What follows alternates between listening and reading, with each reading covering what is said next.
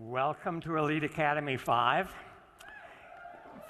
For those of you who have been to all 5 Elite Academies, the good news is you've almost qualified for a PhD degree.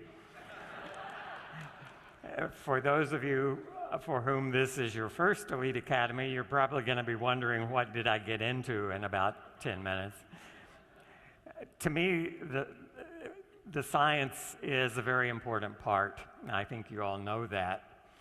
And from the beginning of our MLM endeavors, I was committed and remain committed to teaching the distributors, educating all of you in the product that you're selling.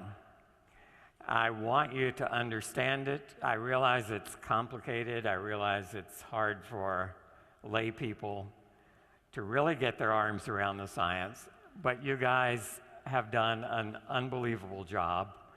I'm amazed at the level of the conversations I have with you in the hallways now compared to what those conversations were like at the first Elite Academy or at ribbon cutting.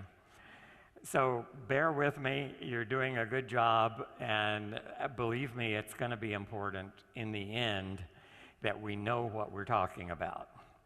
Having said that, I want to get started. I'm going to be talking to you today about something that those of us who've been in this company for 5 or 6 years know as the Ohio State study. It probably doesn't mean much to you if you've come in the last couple of years. The reason it's almost a cliche is this study started 4.5 years ago. And about 6 weeks after it began, people said, where's that Ohio State study? How's it coming along? This is the way science moves. It moves slowly and deliberately. It's been a long time. This study was published, went online about a week before Christmas. It's still not there in its absolute final format, but it's in the public domain. And this is the study I want to tell you about today. It has a lot to do with heart disease and with heart surgeries in particular. It's complicated. Try to stay with me. I'm going to do my best to get you through this. Most of us are familiar with heart surgeries because we've all got friends and family who've gone through heart surgeries.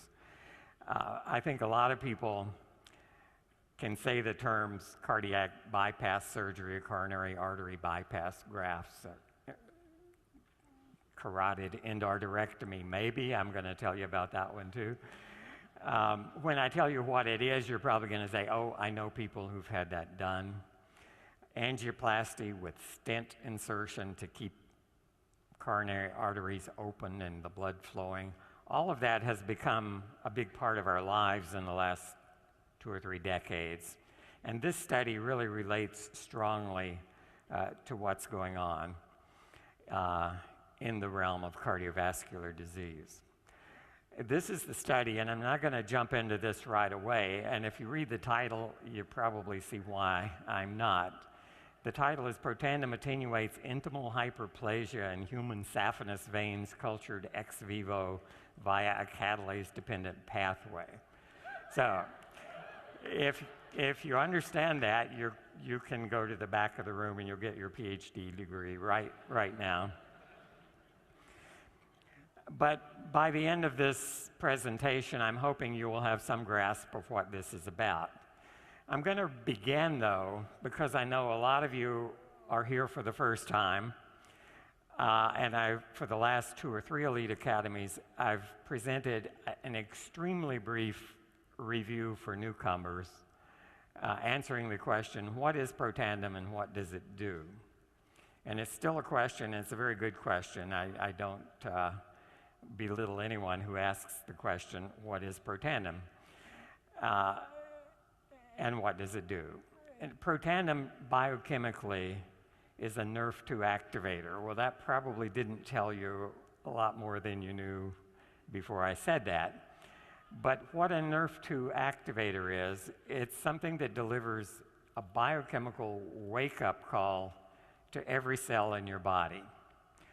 That's what Protandim does that's important, and I want you to understand how it does that. So here is how Protandim works, really in one single slide.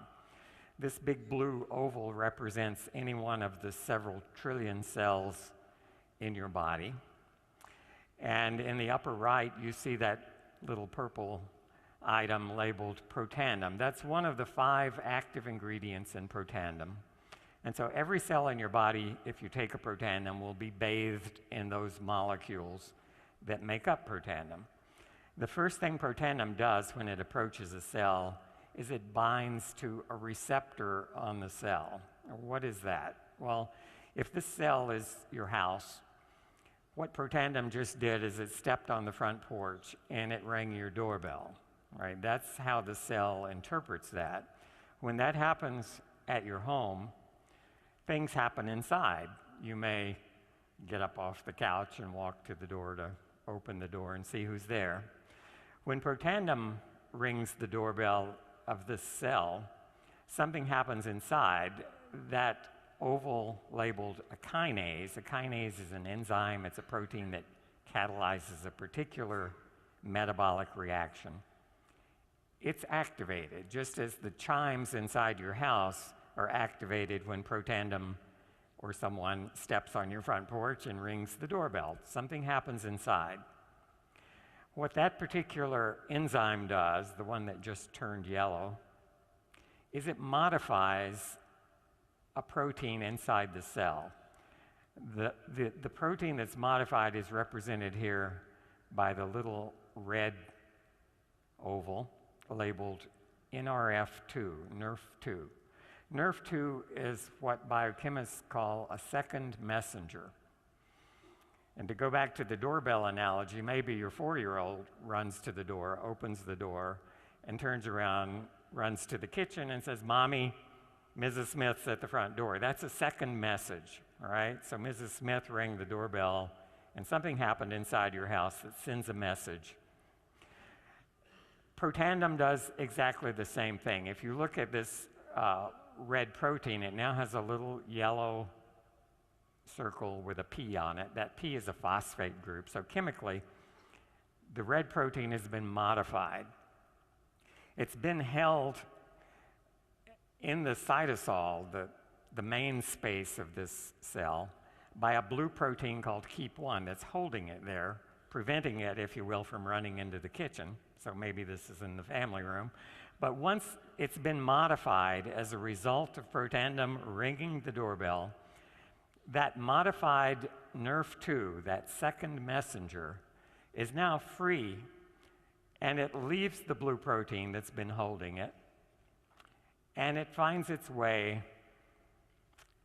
to the part of this cell where the DNA is stored. And the DNA is really the central blueprint that controls everything you are, everything your body can produce.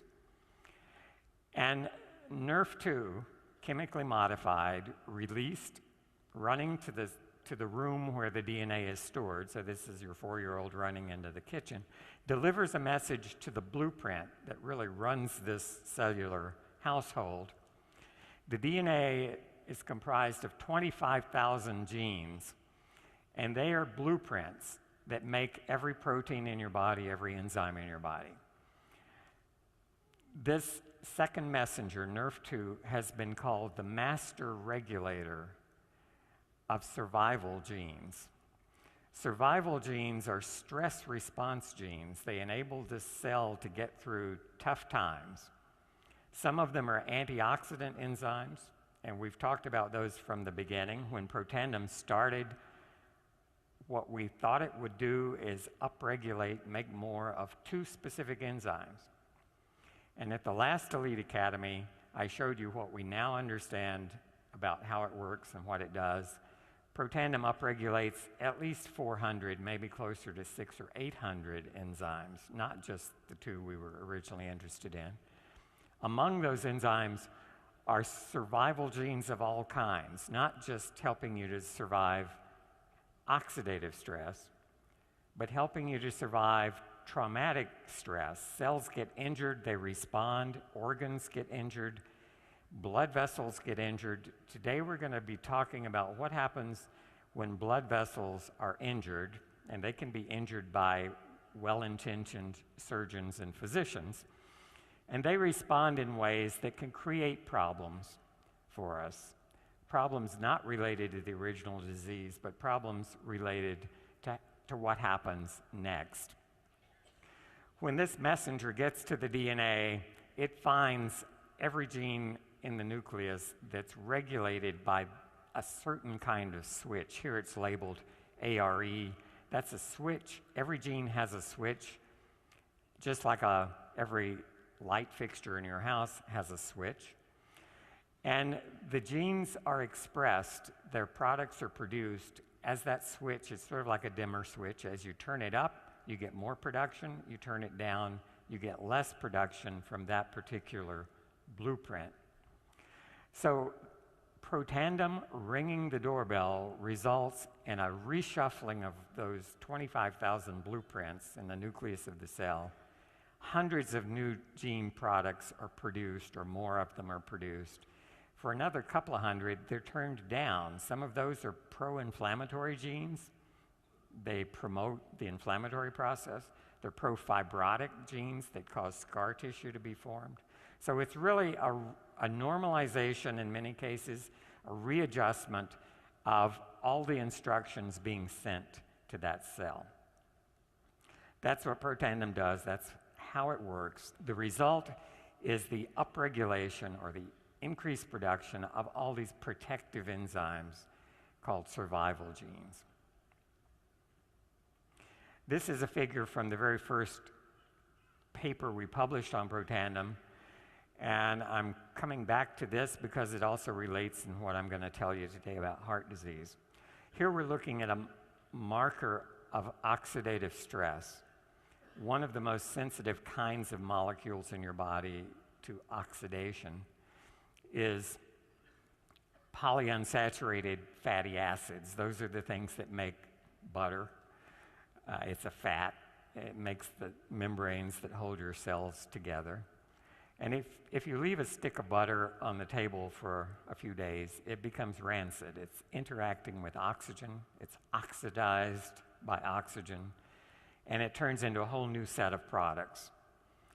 Some of them are not tasty. Some of them don't smell very good. That's what we call rancidity, or rancid butter. And the same thing happens to the polyunsaturated fatty acids throughout your body when faced with oxidants, with free radicals. Here we're measuring that marker of oxidative stress in the blood of healthy people ranging in age in this study from 20 years old to 78 years old. And they're scattered around that line. But the line is a mathematical linear regression line. It's sort of the average thing that happens there. And what you see is it goes higher and higher as you go from age 20 to age 80. And some individuals in the Middle Ages in particular are very different from others. So some of us sit on a couch and eat potato chips and watch TV. Others are training for marathons, and it shows in your levels of oxidative stress. Some of us take good care of our bodies, and some of us don't. That's why they're scattered. These people all took Protandim for 30 days, and what happened is the levels of oxidative stress went from the red dots to the green dots. And if you look just at the green dots, you now can't really tell the 80-year-old from the 20-year-old. Everybody fell to that same low level of oxidative stress. And that's what we've been saying now for 6 years. And in this study, oxidative stress was lowered an average of 40%. If you were 78 years old, it went down about 70%. If you were 20 years old, it only went down about 20% because you were starting in a better place. All right, and what was measured here is called T-bars. That's an acronym for thiobarbituric acid reactive substances, not so important, but those are the oxidized chunks of polyunsaturated fatty acids. So is that relevant? Does T-bars mean anything? This paper was published in 2004, And it says serum levels, blood levels of T-bars, predict cardiovascular events in patients with stable coronary artery disease. And the conclusions down there found that it was an independent marker. It was actually a better predictor of cardiovascular events. I've said before, that's not an event you want to attend. It's not an event like this one. A cardiovascular event may be an attack of angina, chest pains upon exertion. It may be a myocardial infarct that takes you to your knees. It may be fatal. So there are a number of kinds of cardiovascular events. The important thing is the higher the T-bars, the more likely a cardiovascular event was to occur. We've also talked in the past about how oxidative stress is hypothesized to give rise to atherosclerosis, or hardening of the arteries, and plaque formation. Plaque is the goop that accumulates in an artery and eventually may clog it. So you get into trouble if that happens. Your heart muscle depends on oxygen. If it doesn't get enough oxygen, that muscle has a hard time doing its job, namely pumping the blood. So this figure, if you look at it from left to right, is kind of a timeline. So if you look at the beginning part of this this represents an artery in your heart. You see the first thing there is LDL. That's LDL cholesterol. That's a protein that binds cholesterol. We're all obsessed with what our LDL levels are. But LDL is perfectly normal. In fact, you die if you don't have any LDL. What's important is to keep it low. And why is that important? It's because if oxidative stress enters the picture, it leads, if you jump ahead a little bit, to oxidized LDL. And that's what many cardiologists believe is the real trigger to atherosclerosis. Also early on, you see those blue cells labeled monocytes. These are normal immune cells that can become inflammatory cells. And those monocytes recognize the oxidized LDL. So if free radicals are high, free radicals attack LDL, oxidize it. The monocytes eat that oxidized LDL. They actually fill up with little globules of it. And they become activated inflammatory cells. And the histologists call them foam cells, which you see later in the sequence, because they look foamy. There are all these little bubbles of oxidized LDL inside the cells if you look under a microscope. And those foam cells deposit in the vessel wall, and you see there's now this thickening yellow, ugly deposit. It contains foam cells, it contains oxidized LDL, and it slowly starts to occlude, to close in the lumen of the artery. The lumen is the part of a pipe that's open in the middle. That's where the water flows through. If the lumen closes down because there are deposits on the walls of a pipe, then that vessel becomes compromised. And the real problem, the event that may be fatal, is when this deposition of this ugly yellow plaque in the vessel wall, when it breaks through that layer of Teflon that keeps blood from clotting. It's called plaque rupture.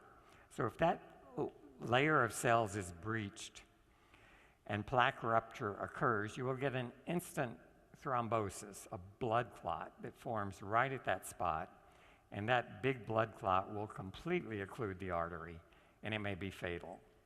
So that's the progression of atherosclerosis. And we've talked before about how oxidative stress is involved in the early part of that process. But it's also involved in the later part of the process, and that's where this Ohio State study comes in. So let's assume, again going from left to right here, that oxidative stress leads to atherosclerosis. It's a slow process, 30 or 40 years developing. An alarming part of this is that atherosclerosis begins with something called fatty streaks in the wall of an artery. They're now being seen in children as young as 10 or 12 years old. So they can begin in the first decade of life. It's a process that builds and builds, and by the time a person reaches 40, 50, 60 years of age, there's almost certainly evidence of atherosclerosis, probably in everybody in this room. It's a time bomb. And lifestyle can help prevent it. Good diet, exercise, all the things you hear about can help slow it down. And it doesn't have to be the thing that does you in the end, but it's a process. It's like if you build a new house, 20 years later the pipes will be rusty and there will be some corrosion and deposits. It might be still fully functional, but that happens. All right, so if atherosclerosis leads to partial or complete blockage of arteries, you go to a doctor either for a checkup or because you're having chest pains or for one reason or another. And if it's bad enough, there are 3 common surgical interventions that can occur. One is a coronary artery bypass. And again, I think you all have heard about people who have that. It's extraordinarily common surgery these days. Another procedure done by cardiologists without so much invasive surgery is angioplasty, and that's threading a balloon into that blocked artery, inflating the balloon. You can open it up. These days, initially it was just the balloon, and it was found out, sure, you can stretch that artery open if it's clogged by plaque, but within a month or 2, it starts to close down again, not surprisingly. Now, what's done is a stent is inserted, so I'll tell you about that and show you some pictures of a metal stent that, once the artery is opened up, can help keep it open. It also has consequences and has medical problems produced by the surgery itself. And finally, carotid endarterectomy refers to the carotid arteries, big arteries in your neck that take the blood supply to your brain. Very important arteries, obviously. They too get clogged with plaque. And so you may know family members or relatives or friends who've had carotid endarterectomy. What the surgeon does there is he literally temporarily bypasses the clogged part, opens it up, and just scrapes out the gunk. And I'll show you a disturbing picture of that later on as well. All right, all 3 of these procedures have failure rates. They're not complete permanent solutions to the problem. And if you look at the 10-year failure rate, 10 years is a long time for a surgical procedure to improve your quality of life. But with coronary artery bypass surgery, after 10 years, up to 50% of the grafts have failed. They're either almost completely blocked again, or they have been completely blocked. And so often, coronary artery bypass surgery has to be repeated, or some other one of these other procedures sometimes can help. With stents and angioplasty, they don't even last that long. Sometimes 4 or 5 years is about what you expect from a stent, and I'll show you the reason they fail. And the same with carotid endarterectomy, a little better result there, maybe 30% failure rate after 10 years. But what we want to look at is what causes that failure rate, and it's our old nemesis, oxidative stress, again. Oxidative stress leads to something that was in the title of that Ohio State paper, intimal hyperplasia. So I'll show you what that means. And that's really the culprit that causes those opened vessels or bypassed vessels to clog up again after some years. Intimal hyperplasia is the problem, and what causes the intimal hyperplasia, at least in the context of the Ohio State study, was shown to be oxidative stress, something Protandim can help with. All right, do those words mean, intimal hyperplasia? It's simply a thickening of the wall of the blood vessel, so you might wonder, why didn't I say that in the first place? If you look at the cross-section of a blood vessel, what you see is there's several layers. If you cut a copper pipe open, there's just one layer. It's copper, all right? That's the wall of that pipe. If you cut an artery open, you'll see there are 3 distinct layers. So the pink circle in the middle is the lumen. That's where the blood flows through the hole in the pipe. And the innermost layer is called intima, which means innermost, all right? Physicians have a way of making things more complicated than they should be, maybe. The media is the next layer, that pink layer, that means middle, or the one in the middle. And the outer layer is called adventitia. So there's three distinct layers. What happens when the intima proliferates? If that middle layer, those cells start to divide, what happens is the wall, that inner part of the lining gets thicker and thicker and thicker. And here you see it protruding into the lumen. If this happened all around, the lumen would get smaller and smaller and smaller. The media also gets thicker, and cells in the medium, largely smooth muscle cells, and some of those will migrate into the intima. So you get this thickening of the wall that can occlude a vessel. Intimal hyperplasia, this wall thickening, is an iatrogenic condition. What that means, you may go to your doctor for some procedure, you go back a month later for a follow-up, and he may say something like, well, you have an iatrogenic infection. And you're probably thinking, oh no, an iatrogenic infection. What that means is he caused it, okay? Not intentionally, it may have just been accidental, but iatrogenic means physician-induced. And Dan Royal can probably tell you there are lots of those things that are physician-induced because a lot of the procedures have consequences. And intimal hyperplasia is one of those consequences. So it's not done on purpose, and it doesn't require a malpractice attorney or anything like that. But it is caused by the procedure. All right, here are actual arteries. The upper picture is a cross-section through a saphenous vein. This one is from a pig. And you see those, it looks very much like the little diagram I showed you. So there's a big opening in the middle, that's the lumen.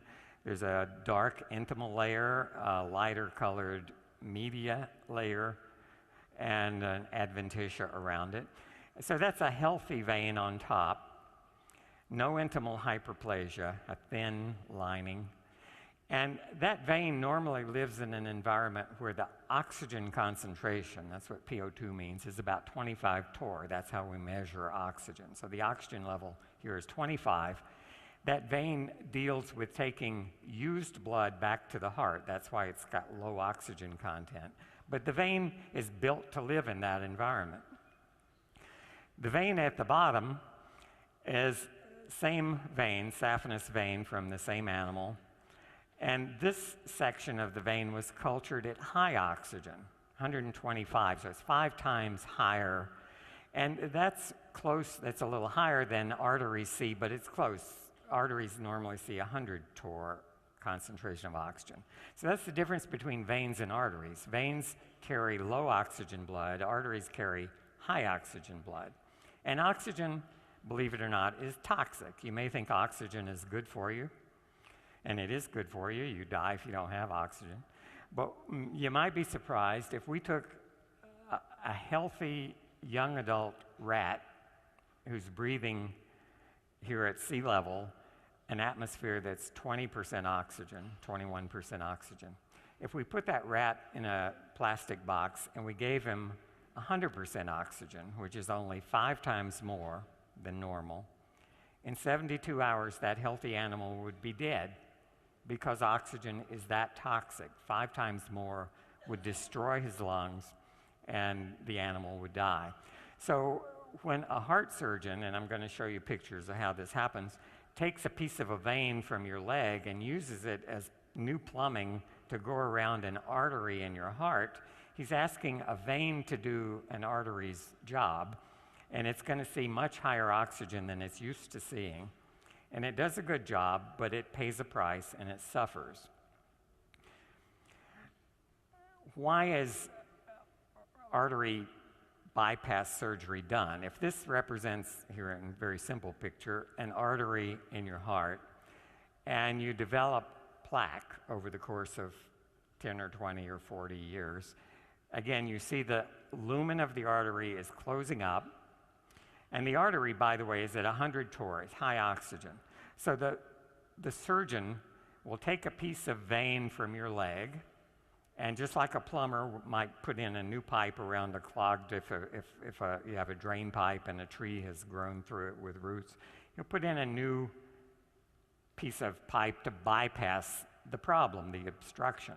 And that's what this vein is used for. So on the surface of your heart, you have a bypass around it. Now, the problem is that vein, which should be seeing oxygen at a level of 25, is now seeing oxygen at a level of 100. It causes oxidative stress uniquely to this vein, and the result is the walls of the vein thicken and will eventually obstruct the lumen to the point where it may close up and clog. This is a picture of a heart that's just undergone triple bypass. You hear double, triple, quadruple bypass. That means how many clogged arteries had to be bypassed, all right? And the most important one is usually that one labeled LAD, the left anterior descending coronary artery, because that takes blood to the part of your heart that does the heavy lifting, that left ventricle. So it's got to supply that part that contracts to pump the blood through your body. In the last decade or two, surgeons have avoided the use of veins as much as possible. And so what you see going to that LAD is an arterial graft. So that artery has come from your chest wall. It's been dissected out by the surgeons. And the reason he's using that's a interior thoracic artery. It's a little redundant, so your chest wall gets by without it. The surgeon can relocate it, and that's an artery supplying a new blood supply spliced into the coronary artery south of the obstruction, so that the muscle below the obstruction now gets new arterial blood supply from an actual artery. All right, it's a good solution. That artery is more stable than veins because it's used to seeing the high oxygen. This is a triple bypass. So there were two other blocked arteries on this heart, and you only have one thoracic artery, so you can only use that artery once. In this case, there are two vein grafts. So vein was harvested from this patient's leg, and you see there are two vein grafts that are spliced in at the top end. You can see there to the aorta, so they get new blood supply. And at the other end, which you can't see in this case because they're on the other side of the heart, they're spliced into also two more blocked arteries. Right? Those veins are going to be more problematic than the artery. The artery has a 10-year failure rate, maybe as low as 10 or 15%. The veins, 50% or more will fail by 10 years. So that's the problem with this surgery. So where does the Ohio State study come in? And I'm going to quickly take you through the results. It measured the wall thickness in human saphenous veins that were going to be used for surgery. The surgeon removes more than he needs because you don't want to run short of pipe if you're a plumber. So there's leftover pipe every time a person undergoes bypass surgery. That's what was used in this study. They were incubated either at low oxygen, and that's described here as the freshly isolated. They don't change if they're incubated in low oxygen, or at high oxygen. And after 2 weeks incubated, where the only variable really is high oxygen, you get intimal hyperplasia, you get wall thickening. So this was done outside living people in a laboratory model. And so the blue bar is where the intimal thickness should be if you're looking at the A panel. The red bar is after 2 weeks at high oxygen, and the wall has already thickened several fold. And the green bar is the same kind of a culture, except Protandim has been added to the culture medium. And so even in high oxygen, the Protandim treated veins have avoided intimal hyperplasia. The walls have not thickened. They're staying at the same thickness as in freshly isolated healthy vein.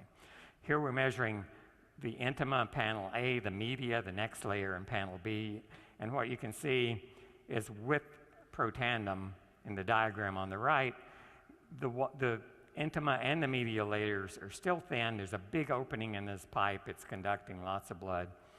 The bottom picture is what happens if the thickening occurs, the red bars, and you can see that the area, cross-sectional area, is reduced maybe by 80% in that diagram. So very little blood is now able to get through. So Protandim has blocked this process that's really the bane of cardiac surgeons, because they can do their surgery just fine, but it's the consequences, even years, begin sometimes weeks or months, but certainly by years. I think I'm not going to dwell on this. I don't want to turn you into histologists, and these pictures may be ugly. But if you look at just A, B, and C, and you say one of these is not like the other, you might pick the middle one. So even if you don't know what you're looking at, it certainly looks different. A is a healthy vein, freshly isolated. C is a vein incubated at high oxygen in the presence of Protandim, which looks a lot like A. The one in the middle that looks bad, and it has, you can see there, a neointimal layer, and it's very thick, so there's a lot of vessel thickening happening there, prevented in C by Protandim. If you look at the number of cells that are actively dividing, again, freshly isolated healthy vein, very few dividing cells, incubated in oxygen, where it's going to see it if it becomes an artery or a replacement for an artery. A lot of dividing cells. That's required for that wall to thicken. It takes more cells. They're multiplying or getting thicker and thicker. Protandim, the right bar, completely blocks that intimal thickening.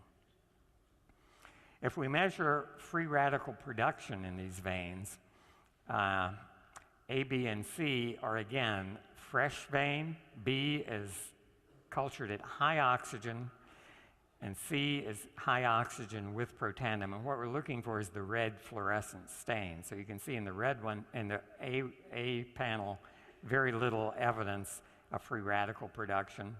B, a lot of it. And C, incubated with Protandim for the 2-week period back to the A levels. So it's blocking free radical production by scavenging those radicals. They're quantified in the bars on the right, so in the color code is the same. Blue is healthy, red, high oxygen, green, high oxygen with Protandim. So again, we see the protection. This is looking at lipid peroxidation marker. This one is very closely related to T-bars, which was in our original study. It's a specific component of T-bars for H&E. And again, look at the level of 4-H&E in the blue bar. That's healthy. High oxygen, but with Protandim, it's even lower this time than the blue bar. It's better than new. It's better than the freshly isolated vein. But without Protandim at high oxygen, you can see a lot of this lipid peroxidation product, maybe 5 times more. And why is the vein protected with Protandim? Again, it's the same old story you've heard about in other studies. 3 important antioxidant enzymes have been sharply upregulated. Again, the blue bar is normal, healthy vein, incubated at high oxygen. The cells haven't induced the enzyme to protect them, but if we add Protandim, the green bar, all 3 of these enzymes are dramatically induced to provide the protection that you saw in the previous slides. This is another measure. In this particular case, catalase was focused on because there's a convenient specific inhibitor of catalase. Turned out that catalase is absolutely necessary, but not sufficient necessarily to provide the protection. But catalase is a key enzyme. That's one of the 2 we began this quest of Protandim studying, and it turns out to be certainly very important. So the conclusions are that the saphenous veins used in arterial bypass surgery suffer from oxidative stress, and that's no big surprise due to the higher concentration of oxygen in the arterial blood that they're now asked to carry. As a consequence of the oxidative stress, intimal hyperplasia or thickening of the wall occurs, and that can eventually lead to reblockage or restenosis. You may have heard that term used. Restenosis simply means that what was blocked and opened up is now reblocked. And the important part for us, Protandim prevented this wall thickening in saphenous veins cultured at high oxygen, suggesting that NRF2 activation may extend the life of arterialized veins in vivo. And I want to show, kind of out of time, but I want to mention angioplasty very quickly.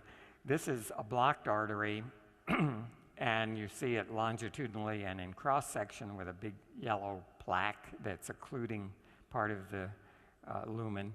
Here, a catheter has been threaded up through the aorta and into the coronary arteries. And this is a very thin-looking wire, but it has an inflatable balloon on the end. And outside the balloon is a little collapsed wire cylinder. This is like if you took a piece of chicken wire and made a cylinder, you could compress it down into a very thin rod. And if you inflate the balloon that's inside, you can expand that cylinder. So that's what the surgeon does. He locates this where the plaque is, inflates the balloon, and you can see that wire mesh cylinder now being inflated, expanded, and that holds the vessel open. Without that wire stent, that's what a stent is. Without the stent, the vessel would collapse when you deflated the balloon, or at least largely. And so here, after you expand the wire mesh, you deflate the balloon, pull it out, and now you've got an artery in the picture on the right in cross-section that has a wire cage holding that plaque against the wall, making sure there's a big lumen. The unfortunate part is this is 6 months later. These are from pigs. And on the left, you see a lumen that is wide open, and those little black dots are actually the wires in cross-section of this stent that's been expanded. So you can see it holding that vessel open. If you come back and look at another pig with another stent, but after 6 months, look at the difference. You can see that light pink tissue labeled intimal hyperplasia. That's a proliferation of cells that in only 6 months has closed that lumen down probably 80%. And that's the iatrogenic problem. It was created by placing the stent. The stent did a great job initially, but this is a problem with, and this is a bare metal stent. One of the ways medical device companies have responded to this is many stents are now coated. They're called drug-eluting stents or coated stents, and they have time-release chemicals that inhibit intimal hyperplasia on the metal frame itself. That lasts for a while, and it improves things maybe for a year or two, but not for the really long haul. So intimal hyperplasia is a real problem. Finally, this is carotid endarterectomy, the other procedure. This is the big arteries in the neck. And this is an actual picture of what a frequent location for the plaque develop is a fork in the road. So this carotid artery has a branch in the side of your neck. And that's where plaque often develops. This is what it looks like if the surgeon opens that artery. It looks like a big chunk of a cheeseburger caught in there. And what they do is they literally scrape. If you had a cheeseburger for lunch, I'm sorry, but they literally scrape that out and sew the artery back together. And it works with high success rate. I said after 10 years, about 70% are still fine. But that's a traumatic event for the artery. It's been opened up, the lining scraped out. And so these, when they fail, it's usually due to intimal hyperplasia as well. And so finally, whoops, I thought there was one more slide, but maybe not. The implication is that 1.5 million people a year undergo this procedure. And that's a huge number of people who have processes going on that are almost surely going to lead to failures of these carotid arteries, bypass surgeries, the angioplasty, the coronary artery endarterectomy, a big market for something that can help prevent intimal hyperplasia. And I think you're connected with a product that might be really useful to do exactly that. So sorry for overtime. Thank you very much.